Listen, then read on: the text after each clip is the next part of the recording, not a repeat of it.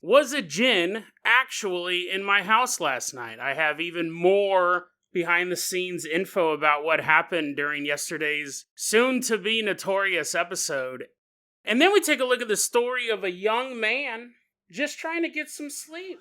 But who could possibly get one moment of sleep when their house is haunted by a 6-foot-tall humanoid German shepherd? Today on Dead Rabbit Radio.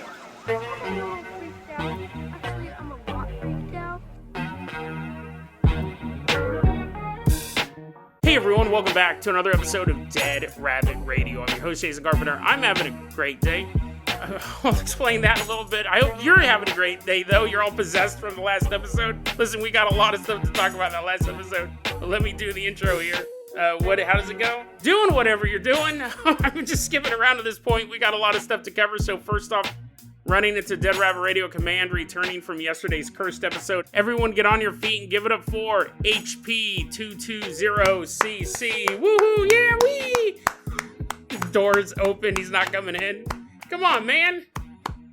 Come on in, man. And he's reluctantly coming in. HP220CC has been getting the word out about the show. He's been telling all of his coworkers. A bunch of people at work listen to the show now. Probably not after yesterday's episode again. We'll get to that in a second, but hope his workplace still exists. I hope you're still alive.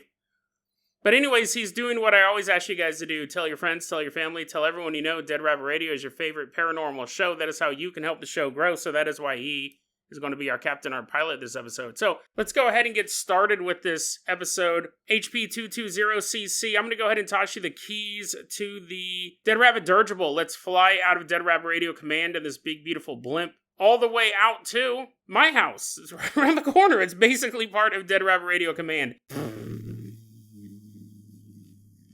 Quick recap. What happened was I recorded a segment on Saturday about Jinn possessions and how to exorcise a Jinn. This was yesterday's episode. Then, this isn't something I normally do, I actually decided to edit that first half before I finished the second half. While I was editing it, I discovered some weird EVP noises. So the second half of that episode is me talking about, hey, listen to these weird noises I caught. And I said I was having some technical difficulties. I said, yeah, it's been really weird as I was editing that first half. My mouse was flickering, like my little tiny arrow was kind of jittery. And every so often the start menu would pop up on my laptop unprompted. I wasn't hitting any buttons to do that. And that's what I said. All of that stuff, I laid it out in yesterday's episode. Have a good night, guys. When I went to edit that second part, my computer was going completely haywire. It was so bad what my computer was doing. It was so bad, I honestly thought I was losing my mind. And you go, how is that possible? You're like, oh no, blue screen of death. I'm in the Matrix. I'm falling through the void. What was happening was these really weird visual artifacts were popping up on my computer. And they were happening at such a weird rate, and it was always at the corner of my eye. It was either the corner of my left eye or at the very bottom of the screen. These boxes would pop up really, really quick. That I started to think, am I losing my mind? Did I accidentally take too many vitamins? Because I actually did take a lot of vitamins yesterday. That's a long story. More than I normally do. What's going on? I was really, really concerned about my mental health because I kept seeing stuff out of the corner of my eye, and it would happen so quickly, I questioned whether or not I had ever seen that before. Now, here's the thing. I've been using the same program for 7 years. I've never had any problems like this editing before. And at one point, I saw a little box, and the little box kept appearing at the top left corner of my screen, and it was not like a little Dybbuk box. It wasn't like a little possessed goblin jumping out. It looked like it was part of Audacity, the program, a separate command box flickering for a moment. And it would catch my eye, and I would look over, and it would be gone. And I'll be honest, not only was I seeing weird things while I was editing that, I felt very disoriented myself. I felt out of it. And I had to take several breaks while I was editing that. Editing the portion where you can hear the growling and where I'm talking about is there a Jinn in my house. I'm having all these difficulties, so much so that I decided I need to put a cursed warning label on this episode, which is not something I do willy-nilly. I don't do it as clickbait. I've probably done it 4 or 5 times previous to this. I never at once said at all during the recording, I think this episode might be cursed, because at that time, I wasn't thinking that. I was like, yeah, it's weird. My computer's been acting up. But the problems were so bad editing that second part that I started to think, not only may this episode be cursed, I might not even release it. I was thinking about not releasing it at all and calling it a night. Well, thanks, Jason. I mean, yeah, you put cursed episode warning on it, but I still wanted to listen to it. Now you're saying, oh, probably shouldn't have released it into the world. You know, on the YouTube side, it doesn't get a lot of views because YouTube doesn't boost it through the algorithm. But on the podcast side, you know, we'll get 10,000 listeners in that first week, roughly, right? Spread across all the apps. That's a big audience to possibly curse. Jason, maybe you shouldn't have released it if your concerns were that great. I've never encountered anything like that. Now, here's the thing, I always look at the logical side. I believe in the paranormal. I believe in ghosts and ghouls and demons and jinn and UFOs and portals and all of that stuff, cryptids. But I still always try to look for the most logical answer. And I don't think the logical answer was that I was losing my mind, because once I stopped editing the episode, like I would take breaks and I'd watch a little bit of YouTube, play some Minecraft, all of the glitches ended. I no longer had any sort of visual artifacts happening. I no longer felt disoriented. But when I went back to editing the episode, everything started up again. So I don't think it was too many vitamins, which is kind of a ridiculous, but again, you're looking for a logical answer. That little box that popped up, that kept popping up on the left-hand side of the screen, to me it felt like it was, this is going to sound super weird, but if I had to say what was going on, and I don't know how technically this would work, but I feel like I was watching the code operate in real time. I feel like I was glimpsing the Matrix. I feel like everything had slowed down to such a point that, I mean, I know I got a lot of tech heads who listen to this podcast, but when you delete something from a Word document or from an audio document, we just click delete and it disappears. But there's stuff going on in the background that's actually allowing that operation to take place. I feel like that box I was seeing flicker was the operation taking place in the background. And you normally don't see that. Under no circumstances does the user see that. It'd be the same thing if you were playing a video game and you pressed W to move your character forward, and for a moment you saw the code of the game appear that allowed that, like, you actually see the code, the command box that says W to move character forward. That's what I felt like was going on. In retrospect, at the time I just didn't know, and I just wanted to get the episode finished. I kept seeing this green text pop up at the bottom of my screen, and I go, well, that could have been, my keyboard is illuminated green. Maybe I was catching a glimpse of that flashing. But the thing is that I'm constantly using my keyboard, so it's almost always lit up green. It goes to sleep after 10 seconds or something like that, and usually I'm making edits quicker than that, but not all the time. I haven't been feeling that great with chest congestion. I've been a little under the weather the past day and a half. More than a little under the weather, if I'll have to be honest with you. But not so much that it would affect my mental state. And I wasn't taking really any medicine for it, because I don't have any right now. I have to go to the store. But I was like, do I have a fever? Am I hallucinating? What is going on? Or is this episode cursed? But I finished it up, and I released it, and then it was time to go to bed. Now, when we talk about Jinn, we've done quite a few episodes on them. One of the interesting things about Jinn is they have this tactic. We didn't cover this in the initial episode about how you can attract Jinn by laughing too much or by being paranoid. One of the things that they like to do is they buy their way into your home. And they do that by leaving you money. You're just sitting there on the couch one day and you see there's a $20 bill sticking up between the cushions. You're like, sweet, $20, fantastic. You put it in your pocket. You don't think anything of it. But what you don't know, you're like paranoid right now. You're holding a $20 bill you just picked up. You're like, uh-oh. What you don't know is that could be a Jinn. It's unlikely, right? It's okay to spend that $20 to send it to me. I'll take care of it. It's possible that a Jinn drop that money off, and when you take it, they go, oh, sweet, I'm in. They bought their way into your household. We covered a couple stories like that. And then we have a listener story from Rudy Jazz, longtime supporter of the show. Rudy Jazz sent this story in. One day they were sitting at their computer, and in between the keyboard and the monitor, they found a fun-sized Snickers bar. Now, to you or me, that's like awesome. That's better than $20. Well, actually, I guess it's not better. You can buy a lot of fun-sized Snickers for $20. But it's Jinn either way, because Rudy never would have had a fun-sized Snickers sitting there. Rudy is lactose intolerant. To eat that candy, they would have had to take in some special medicine just to eat it, so it's not like you would just have it lying around. So when they asked their parents about it, parents are like, no, what are you talking about? And the dad's like, oh, let me see that evidence. Maybe it is my Snickers. Oh, he eats it. Jinn instantly possesses him. Because that was the concern. Where did this come from? Was it a gift from a spirit buying their way into the house? That was Rudy's concern, and it's a reasonable concern. If something magically appears in your house, you should be concerned about it. So all that being said, after I finished that episode, I went to bed. And I crawl into bed, pull my blanket over me, and roll over, and when I do, I'm not making any of this up. Just so we are totally clear. I hope I don't have to say that after 7 years, but this is wacky.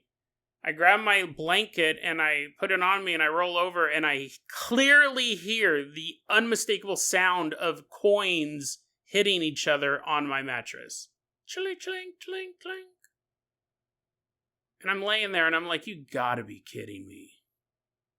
And I roll over and I reach and I grab with my hand a couple quarters, 6 to be exact. 6 quarters were on my mattress. Sitting there and I'm looking at these quarters and I'm like, this is absolutely ridiculous. I put the quarters on my nightstand and fall asleep. Now, like Jason, your house is 100% possessed by a Jinn. Here's the thing. I try to look at things, even though I believe in the supernatural, I look at things logically. So let me lay out the whole scenario for you. There actually is a possibility, a very high likelihood, that the coins did not come from a Jinn. However, I will say it's not 100%. Like, Jason, what? Was Scrooge McDuck sleeping in bed next to you? How could you possibly get into bed and hear the sound of coins hitting the mattress? Well, here's the thing. I told you guys that I'm doing a bunch of remodeling. Part of that is getting rid of a ton of my clothes, going through my wardrobe, because really, this is how my wardrobe is set up. I have these giant fruit crates. They were used to deliver pallets of medication. It was like these giant plastic boxes, huge, full of medicine, because one of my relatives I've never said this before on the show. I won't say the name of the business, but one of my relatives is a really, really big vitamin reseller. They are like a vitamin magnet. Just like all these vitamins coming towards him. No, too much vitamin C. Iron, knocks him down. You're like, Jason, is that why you're always taking vitamins? Because you get them for free? No, I have to buy my vitamins. But one of my relatives is really big in the vitamin. This is like the weirdest brag. I'm not bragging. They're very, very well off because they own a chain of vitamin stores. Now, it's not one of the big stores, right? You're all trying to guess. You're like, who can this possibly be? How am I learning about this for the first time after 7 years? One of my relatives is big in the vitamin world. If I said her name, if you subscribe to Vitamin Monthly, you're like, wow, that's who Jason's related to? Really big in the vitamin world. And so, I don't get free vitamins, but I did get a bunch of free vitamin crates that when I moved from Sacramento up to here, I had these boxes. I know you want to hear more about the vitamin stuff. You're like, that's the weirdest. That wasn't on my bingo card. Jason is related to a vitamin baron. Well, anyways. What I've been doing for the past 11 years is I have my t-shirts in one of these big bins of vitamins. And then in the other bin, I have my boxers and my undershirts and my socks. That's the plan. And then my t-shirts would be hanging up in the closet, along with any dress shirts. That was always the plan, but the way it always played out was that I had a bin of t-shirts, a bin of socks, underwear, and undershirts, and then all of my other clothes were piled up on top of it. There's like 4 things in my closet hanging up. I just have an entire pile of clothes that is obviously overflowing. I'd always have this small hill of clothes. It was probably at least... I'm 5'11", and it always came up to probably my chest. And I'm like, oh, what shirt am I going to wear today? I jump into it like Scrooge McDuck. I'm swimming around in my clothing, looking for something to wear. So I would just have a pile of clothes. And whenever people came over, girls would always complain, and I'd always say the same thing. They're clean. They're like, they're on your floor. Yeah, the lower level is, but they're still clean. I have a clean floor. And if you complain about the t-shirt on the floor, fine. But the t-shirts that are 3 or 4 feet on top of the pile, those are totally clean. Now, we can argue about whether or not they're wrinkled, because they are. But they're all clean. They're all clean. Quit complaining. So I'd always have this big mountain of clothes in my room. So I go, I should probably change. I probably should come up with a better system. And part of that system was I'm getting rid of like 80 to 90% of my t-shirts. That was the bulk of the pile. A lot of t-shirts.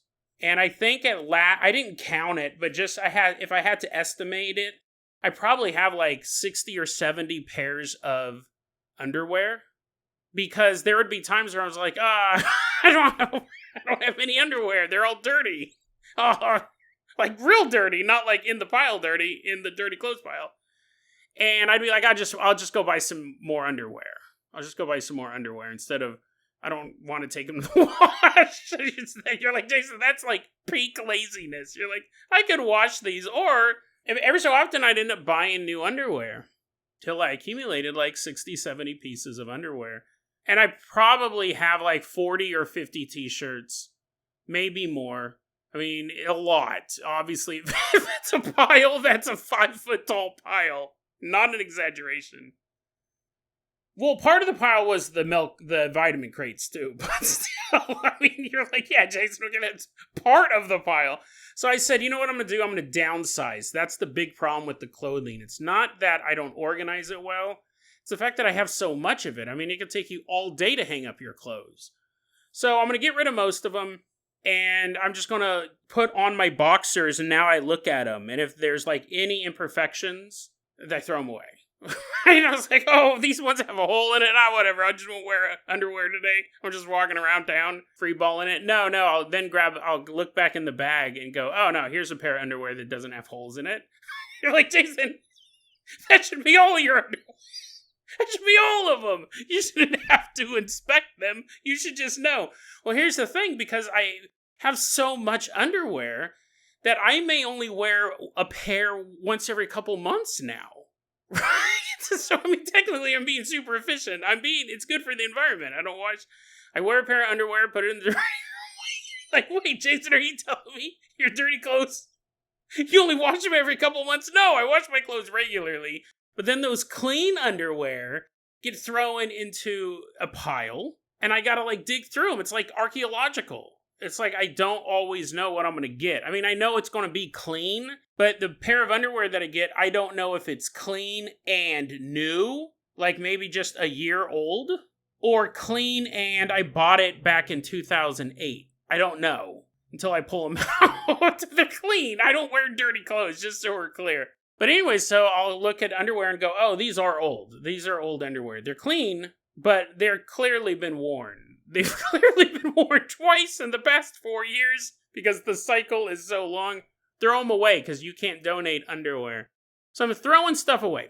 But to do part of this process, I have to move clothes out of the pile to get to the clothes that I'm donating. I've already given a bunch of clothes to the local thrift store, and I have another big bag ready to go. But to facilitate that, before I can organize it and put clothes in the closet like they're supposed to be, and then I have a big trunk that I'm going to put all my other clothes in, I'm not going to use the vitamin bins anymore.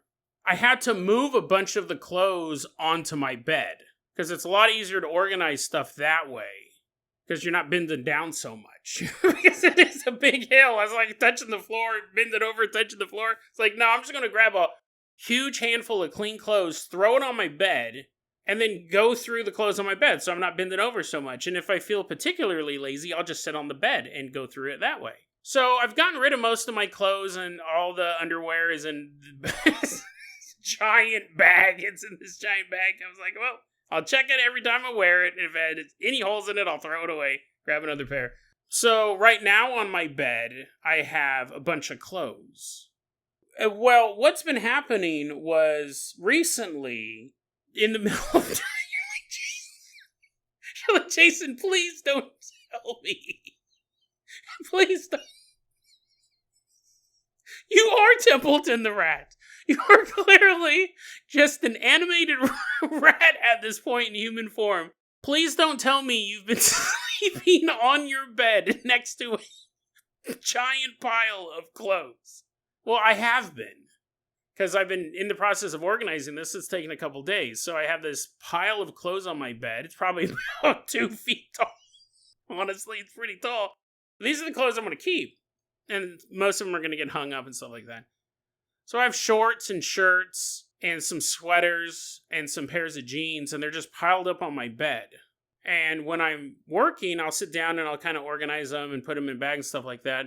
But I can't get the job done. It's close, but it's not done yet. So what I've been doing is at night, I just go, whatever, I'm just going to push them all to the side and go to sleep. And just to add to the whole picture of this whole thing, like, what else? What else? Recently, as in probably about, I don't know, a couple days ago, 7-8 days ago, I washed my sheets and my blankets. I have a blanket and a comforter. And then I have like a knit blanket that I usually use to drape over the couch, like a grandma. Well, I had to wash my bed sheets and my comforter and my blanket. So I washed those, but I haven't put them back on my bed. So for the past week, I've just been sleeping on my mattress, which is totally fine. I don't understand why people have sheets. I was like, this is perfectly normal. I'm sleeping on a mattress. What does the sheet do? I mean, I guess it protects the mattress, but whatever. Because all of that stuff is still in my car. And I didn't want to carry it out of my car. So my car, in this like 90-degree weather, that comforter is probably like, let me out. He's all melting. Past week, I haven't had any sheets on my bed, and the only blanket I have is the blanket that usually is draped over the couch, and it's like a knit blanket. It looks like a big sweater. You guys know what I'm talking about. The reason why I bring that up is that if you dropped quarters... I totally forgot about the quarters. Totally forgot about that. I was trying to picture a 5-foot mound of quote-unquote clean clothes. And why a grown man is not only not using sheets on his bed, but is trying to get other people to not do it either. I was like, it's no big deal. Don't sleep with sheets either. The sound of coins hitting the mattress and hitting each other was so distinct that I probably wouldn't have heard it if I had blankets on. So it's a good thing I didn't. It's a good thing I had no bedding on this mattress. I roll over, I grab that knit blanket, and I pull it over me. It was underneath a pile of clothes. I'm like, and I finally pull it over me. And then I hear the sound of coins hitting the mattress. The logical answer is this. I can't say that this is 100% the answer, but it's very possible. This is my guess. I don't know this for sure, but my hypothesis is in one of those pairs of jeans on my bed, and I haven't worn those jeans in months because I don't really wear them during the summer, but in one of those pairs of jeans on my bed, there may have been 6 quarters in a pocket. And when I pulled the blanket and rolled over, the coins fell out of the pocket of the jeans onto the mattress. That would be the logical answer. Unlike Rudy's story, where there's really no accounting for a fun-size Snickers to show up out of the blue and nobody knows where it came from. And it was in a location Rudy says, look, I mean, I don't obsessively check in between the monitor and the keyboard, but you would pick it up into your peripheral. Sure. One moment it was there, one moment it wasn't there, the next moment it was. Unlike that, I can think of a rational answer to this one. That there were quarters in the jeans, and when I pulled the blanket out of the pile of clothes and rolled over, the quarters fell out of the pocket. That's possible. It is weird because those pairs of that pair of jeans, because there was a pair of jeans right next to that, I haven't worn them in months. 2, with me picking the jeans up out of the one pile and putting them onto the bed 3 or 4 days ago, and then moving that pile around back and forth as I was organizing it, and the coins never to fall out of the pocket at that point. The coins waited to fall out when I made that motion. That's odd. The fact that the coins fell out after all of this trouble I had with the Jinn episode, that's odd. But it's not impossible. That's what's interesting about the events of last night, was that everything you could kind of account for a rational answer, I still don't know what was making the growling noise. I really don't. And if any one of those events had happened in and of itself, I probably wouldn't have put much stock in it. If my computer was acting up one night during a true crime episode, or some just ghost story, I probably wouldn't have thought my computer was haunted. If I heard the sound of coins in my bed one day and I rolled over and there were coins there, I probably wouldn't have thought anything of it. I would have immediately thought, oh, these must have fallen out of a pocket. But it was everything combined together, plus also how disoriented I felt recording that episode. I did not feel well. I had chest congestion. I was already sick. And I'm feeling a little bit better now. But I just couldn't focus. I felt like the entire process of editing that last half of that episode was very draining to me. But anyway, so I wanted to kind of wrap that up. I kind of wanted to wrap up that story. If anything else pops up, I'll let you guys know, but I don't think it will. I think it's, I mean, like the logic, there's so many logical answers to it. The only thing I cannot account for the mental confusion and the disorientation and the discomfort I felt editing that episode. I can't attribute that to anything. I don't know what caused that. But everything else, and the growl, I don't know what caused the growl, but everything else I feel like could be explained in some way or another. But that's why I put that cursed warning, even though I didn't say in the episode, hey, I think this episode might be cursed, because at that time when I finished recording that, I wasn't thinking that. But because of everything that happened while trying to finish the editing, I go, I'm going to put a warning on here, just in case. Because that way you guys can make the decision whether or not you want to listen to it, and just, give you guys a fair warning that something may have been attached to that audio. Because if all of my logical, skeptical answers fail, and everything I explained was real, it was real, it did happen, but you know what I mean, it was paranormally real, then there is something about that particular episode that I feel would make it more dangerous than any other normal episode of Dead Rabbit Radio. Like I said, there's maybe only 4 or 5 episodes I put cursed warnings on. Because if I did it all the time, you guys would just be like, whatever, I'm going to listen to it. So I really save it. That is to call your attention. You may not want to listen to this episode. But if you did listen to this episode or that episode, let me know. Let me know if you're currently under siege from spirits from beyond. Let me know if the creatures made of smokeless fire are encircling your home now. Crazy stuff. Absolutely crazy stuff. That is not what I expected when I set out to record that segment. But that is what we got.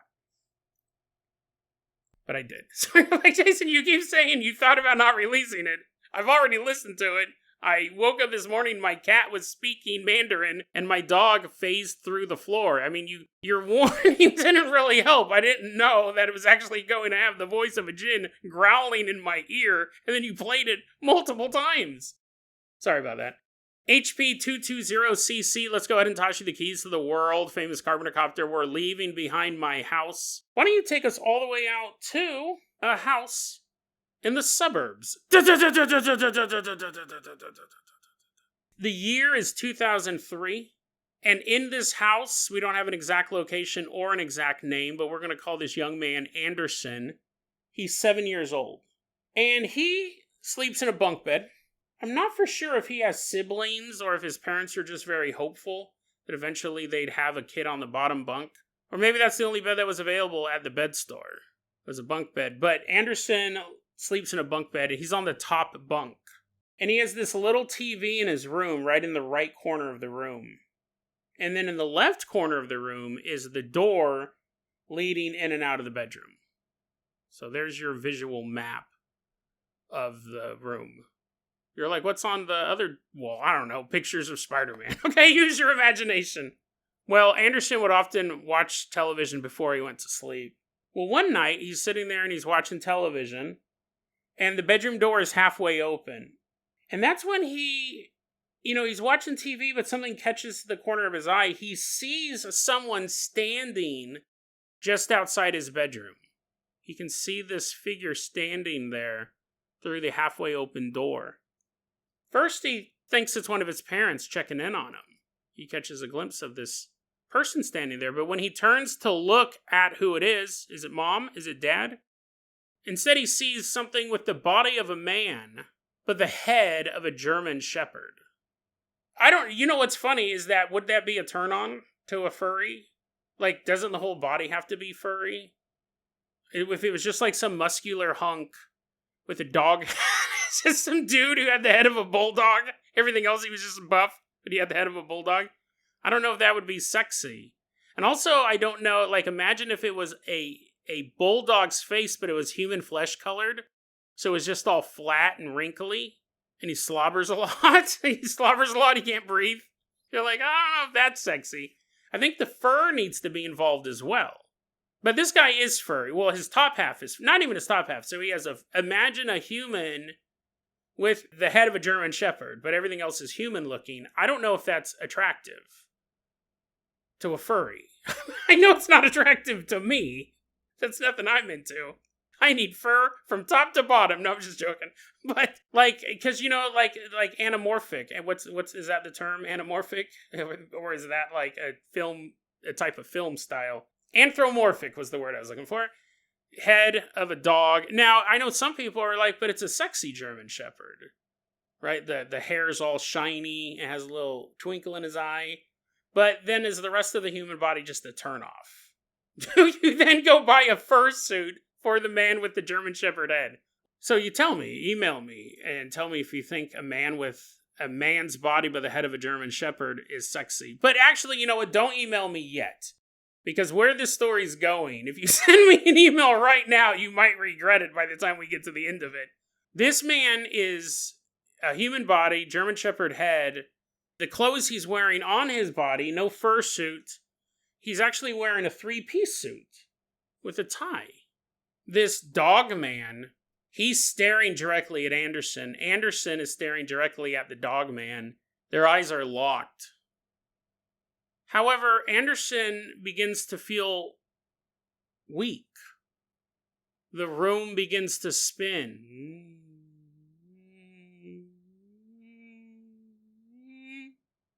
At that moment, everything goes black.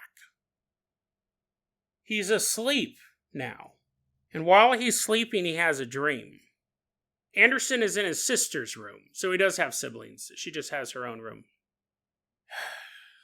Okay, we'll get to that. But Anderson has a dream where he's in his sister's room. Dad walks into the room, looks over at Anderson, and he says something to Anderson. But he can't remember what his dad said. When he woke up, he goes, I don't remember exactly what my dad said. He said something. But then Dad walks over to the bed where Anderson is laying and starts tickling him. Dad, stop it. Dad, stop it. It tickles. No. Daddy, no, stop tickling. My neighbors were like, that's it. I'm calling the cops. I'm done. Anderson's getting tickled by his dad, and he keeps saying, stop, but his dad won't stop tickling him. In fact, Dad's tickling him so hard that it's beginning to hurt. Anderson is laughing so hard, he can't contain it, and he's starting to feel pain, and even more, he's like, Dad, stop, and Dad won't stop tickling him. But then, Anderson looks up, and it's not his father tickling him at all. It's the German shepherd man. This dog-headed human wearing a 3-piece suit is tickling Anderson to the point where he is in pain. And still, the tickling continues. Anderson is struggling against this, and he begins to see the figure change. Father, dog man. Father, dog man. Father, dog man. But no matter what form stands before him, the tickling keeps going on and on and on and on. Until finally, Anderson wakes up. He wakes up in the top bunk of his own bedroom. And he never had that dream again. And he never saw that entity in his home again.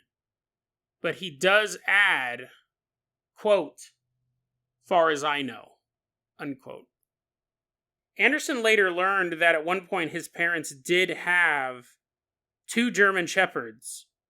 One of them died before he was born, and the other one died when he was really young, so he never knew either one. And he's wondered if there was some sort of connection there. Who knows? I want to say this, too. Sorry, I should have said this in the intro, but I definitely want to say it now. This story was sent to me by the last 747, who's definitely sent over a ton of great stuff over the years, so hats off to you, the last 747, for sending this over. Very intriguing story. Really, really. I don't know if enjoyed it is the right term to use, but I definitely was super intrigued by it. I do have some stuff I want to say about it. Before that, though, I do want to say I found a similar story as well, and that is the fact that someone else has reported something kind of similar. It wasn't a dog-headed man tickling him in a dream, but back in 2021, someone going by the name Villasante online said that he was seeing shadow people in his house in 2021, and then in 2025, he had a dream one night where the shadow people came into his room and began tickling him and wouldn't stop, and he's trying to fight him, and they just kept tickling him until eventually he woke up. He said that the tickling was so intense, it began to feel like torture. It wasn't just like I'm laughing so hard that my stomach hurts. It was beyond that level of pain. He woke up. His wife was trying to wake him up, and when he finally did come out of it, she's like, dude, what in the world's going on? Like, are you okay? Because apparently in his sleep, he began screaming, and while he was still asleep, he began shaking and just profusely sweating. So he was having a physical reaction to what was happening in the dream. So we do have a kind of related thing there. This story, Anderson posted it online underneath the name Bloody Day QC. There's 2 different ways you're going to look at this. There is I think some of you guys, man, the thing is like, I like doing this show. I have a lot of fun doing it. Sometimes you come across stories like this where you do think, what was this phenomenon? And was it supernatural? It's very possible that it was a dog-headed entity in the house who was tickling him, and it was just kind of passing through. Because he never saw it before. He never saw it since. The transitory nature of spirits or demons, they don't always have to hang out in one place. The term haunted house is very popular because that does happen a lot. But you also do have spirits kind of moving through areas. It could be that, right? Could just been passing through. Just needed some tickle time to recharge. Who knows? Could have just been a mischievous demon or some sort of spirit. It's also possible that other people in the house were experiencing similar things at the time and they weren't talking about it because it's so odd. We do see that happen. The father has a haunting, doesn't say anything to the family. The mother sees something, doesn't say anything to the kids, afraid it's going to scare him, and so on and so forth. He did eventually tell his family about it, though. At least, I don't know if he told everyone in his family, but he says that he's mentioned it to friends and family, but he really doesn't like talking about it because it's just so bizarre. But at the very ending, you could always chalk it up to a dream. You could go, I was just dreaming, which it could be. It could be a dream. It could be a spirit that was passing through. Could be a spirit that was there and it was affecting other people in the family and they just never spoke about it, even after Anderson spoke up. The scarier answer is that, and I do not say this lightly, the scarier answer is that there was some sort of abuse going on in this home, and that was how it was rationalized. You know what I mean? You don't want to believe that one of your family members is a monster doing these things to you, so you see them as a literal monster. You separate them from the act, and it completely confuses you, and you're able to totally disengage from it. You may not remember it outside of a weird dream you had once, when there was real abuse going on. That can happen. You can completely blank it out of your mind. You can reinterpret the events into a literal retelling. A monster came into my room last night. Those both would be easier to deal with than being 7 years old and thinking, wow, my dad is a weirdo. Now, it doesn't even have to actually be like sexual molestation level. But that's a tricky word, right? Because imagine if the dad just really liked tickling his kids a little too much. I mean, technically that is sexual molestation. Because the dad's getting off on it, right? I should say all of this allegedly, right? I'm not, you're like, wow, you're really going hard after this dad you've never met. And to be fair, Anderson has never made this claim in any of his writings. This is just a theory. It would still be sexual molestation, even if no quote-unquote sex took place, if one person does view it as a sex act. I wonder if, it's really interesting, this is my read on it. I'll just cut to the chase. I don't think anything happened to Anderson. That's why he never saw it before or since. I think something was happening to Anderson's sister. And it's funny because I didn't remember he had a sister when I started the narrative. It was in my notes. So when I got to that point, I was like, oh yeah, he has a sister. And I kind of sighed because originally I thought maybe it was some one-off event. His dad was being weird one night. But what I think is that the dad might have been doing something to the sister. And again, it doesn't have to be the grossest thing in the world. Maybe the dad would just sneak in at night and tickle the young, which is gross, right? Which is super gross and inappropriate. To sneak into a girl's bedroom at night and tickle her against her will. Or even it starts off as a game and then becomes some perverse thing for the dad. That's still molestation. Because the dad has different intent than the girl. The daughter just thinks it's fun until it starts to hurt. The dad won't stop tickling her. That's still inappropriate touching. That would be considered sexual molestation on the part of the father because he sees it as a sex act. If I tickled you, that's not a sex act for either of us because neither of us are into that. I'm making a broad generalization. You could be like, next time we see you at a convention, you have a shirt saying, tickle me, Jason. But, you know what I mean. And I wonder if Anderson only saw it that night, but this was something that kept happening to his sister, who is in her own room. I've kind of like built this thing out in my mind. Like all this stuff kind of popped in my head. Maybe the brother and the sister did share bunk beds originally, and then she got her own room, which would give the father easy access to the girl. Rather than sneaking into a room where there's two people, now he's only sneaking into a room with one person. And he had that dream and saw that vision. That was the sister psychically crying out for help. And he interpreted that in the only way that his brain could. There's a monster in the house. But then the dream linked them together. In the dream, he experienced what she experienced that night, and probably nights before and nights afterwards. But for him, he'd never seen it again. That was her trauma that she was psychically sending to her brother. Unintentionally or intentionally, we don't know.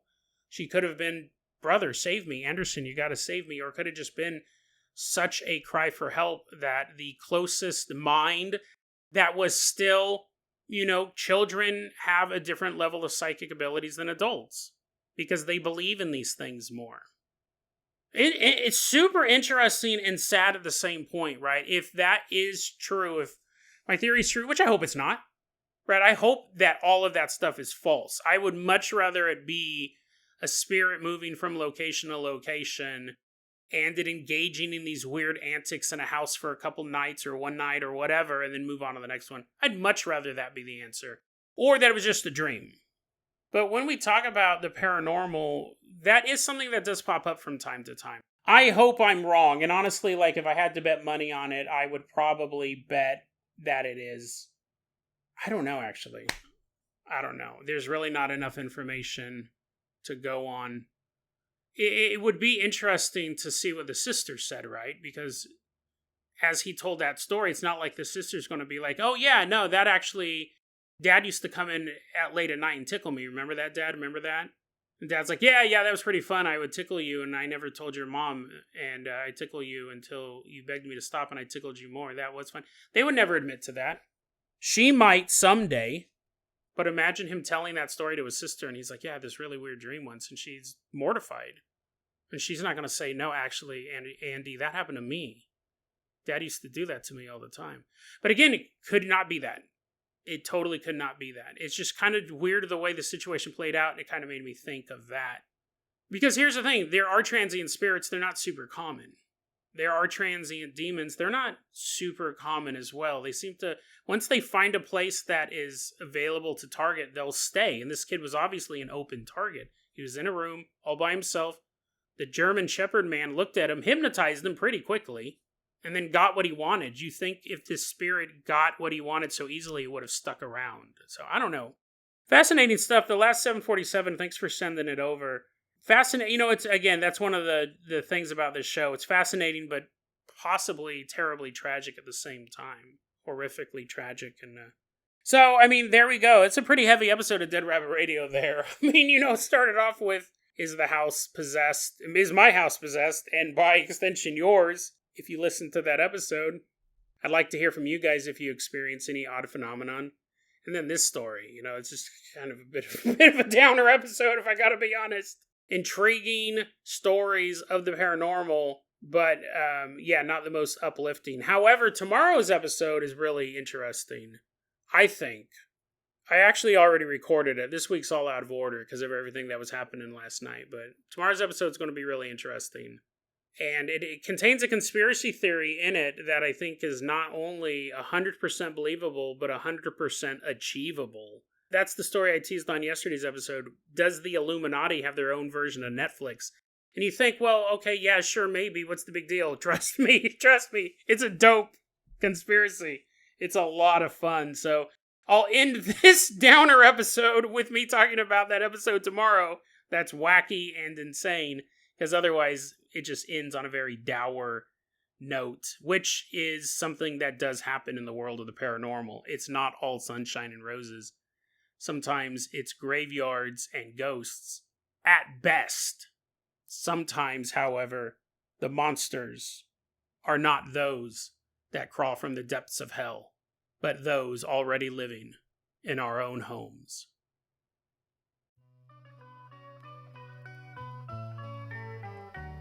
DeadRabbitRadio@gmail.com is going to be our email address. You can also hit us up at Facebook.com/DeadRabbitRadio. TikTok is at Dead Rabbit Radio. Dead Rabbit Radio is the daily paranormal, conspiracy, and true crime podcast. You don't have to listen to it every day, but I'm glad you listened to it today. Have a great one.